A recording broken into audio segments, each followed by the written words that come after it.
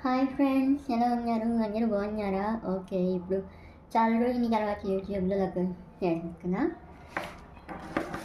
So ఇప్పుడు మనం చేసుకుందాం బీరకాయ పచ్చడి. ఓకే, బీరకాయని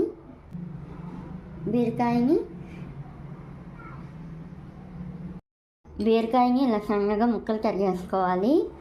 తర్వాత ముక్కుడు పెట్టి పోపు వేసేసుకొని వేయించుకున్నాక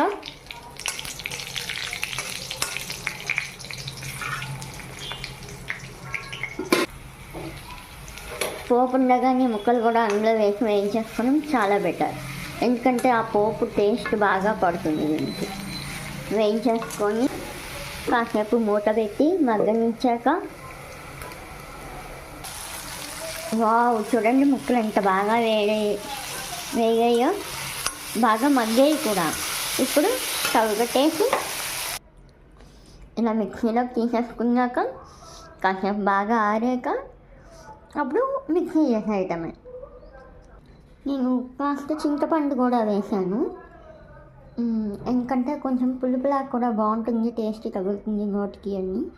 కావాలంటే చింతపండు మానేసి టమాటాలు వేసుకోవచ్చు.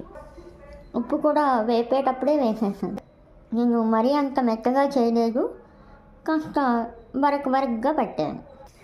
నేను మళ్ళీ కడాయి పెట్టి పచ్చడి అయిపోయాక మళ్ళీ ఒకసారి పోపు వేసుకుంటున్నాను. నాకు ఇందాక తీసుకున్న మిర్చి అది సరిపోతుంది. కావాలంటే ఆ కారం సరిపోకపోతే ఇంకొంచెం ఎండుమిర్చి కూడా పోపులో వేసుకోవచ్చు. పైన కొత్తిమీర వేసేసి ఒకసారి కలిపేసాం, అయిపోయింది. ఇప్పుడు వేడివేడిగా అన్నంతో బీరకాయ పచ్చడి తింటే సూపర్ ఉంటుంది కదా. పచ్చడి చూస్తుంటేనే చాలా కలర్గా మంచి స్మెల్ వస్తుంది. తింటే యమ్మీ సూపర్ ఉంది పచ్చడి. అయితే చాలా బాగా వచ్చేసింది టేస్ట్. అండ్ ఓకే, మళ్ళీ ఇంకో రోజు ఇంకో వీడియోతో మళ్ళీ రెసిపీతో కలుద్దాం.